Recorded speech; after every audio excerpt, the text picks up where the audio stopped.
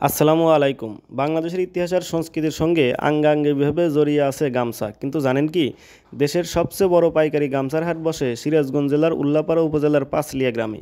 এই হাট বসে প্রতি মঙ্গলবার আর শুক্রবার ভোর ৬টা থেকে দুপুর ১২টা পর্যন্ত। আজ আমরা ঘুরে দেখব সেই বিখ্যাত পাঁচলিয়ার গামছার হাট, যা দেশের হাজারো ব্যবসায়ী ও তাঁতিদের জীবনের সাথে জড়িয়ে আছে গভীরভাবে।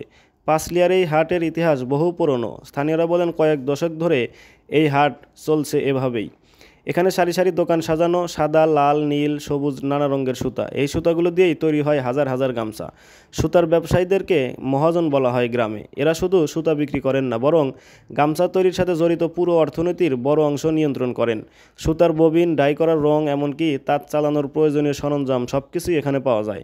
তাই বলা যায় গামছার হাট মানে শুধু কাপড়ের হাট নয়, এটা এক বিশাল সরঞ্জাম আর কাঁচামালের বাজারও। একটা গামছা বাজারে আসার আগে কেমন পথ পাড়ি দেয় ভেবেছেন কখনো? প্রথমে সুতা কেনা হয়, তারপর সেই সুতা রং করা হয়।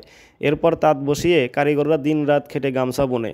প্রতিটি গামছা তৈরি করতে সময় ও ধৈর্যের দরকার হয়। তাঁতিদের ঘরে তৈরি সেই গামছা নিয়ে মহাজনরা হাজির হন পাঁচলিয়ার হাটে। আর এখান থেকেই পাইকাররা নিয়ে যান দেশের এক প্রান্ত থেকে আরেক প্রান্তে। অর্থাৎ এই হাট হলো গামছা তৈরির দীর্ঘ যাত্রার শেষ ধাপ, যেখানে গ্রামীণ পরিশ্রম মিলিত হয় জাতীয় বাজার ব্যবস্থার সাথে।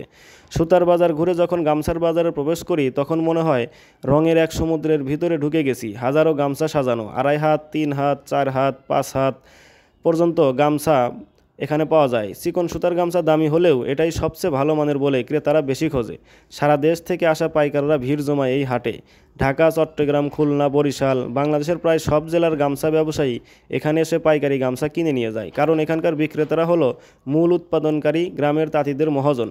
কোথাও ব্যস্ত দরদাম চলছে, কোথাও আবার প্যাকেট করা গামছা ভ্যানে তোলা হচ্ছে। একজন ক্রেতা একসাথে ২০০, ৩০০, ৫০০, ১০০০ গামছা অর্ডার দিয়ে নিয়ে যাচ্ছেন। এ যেন শুধু হাট নয়, দেশের গামছা ব্যবসায়ীদের এক কেন্দ্রীয় মিলন মেলা। ভ্যান ভর্তি গামছা যাচ্ছে দেশের বিভিন্ন প্রান্তে। এখান থেকে শুধু কাপড়ই নয়, পুরো ব্যবসার যন্ত্রপাতি পর্যন্ত কেনা যায়। তাঁত বসানোর কাঠ, লোহার যন্ত্রাংশ, রং, সুতা সবকিছু একসাথে মিলছে পাঁচলিয়ার এই হাটে। তাই অনেকে বলেন এই হাটে একবার এলেই গামছা শিল্পের সব কিছু হাতে পাওয়া যায়। হাটের এক কোণে গামছা বিক্রেতারা মাথায় করে ফেরি করে গামছা বিক্রি করছেন।